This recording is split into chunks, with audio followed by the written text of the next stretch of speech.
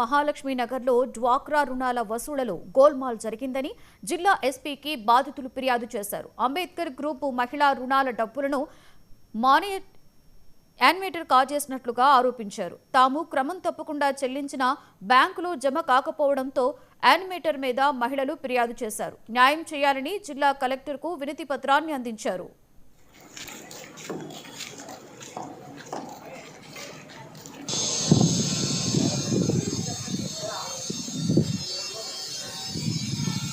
అది మోడేకూరు మహాలక్ష్మి నగరం అండి.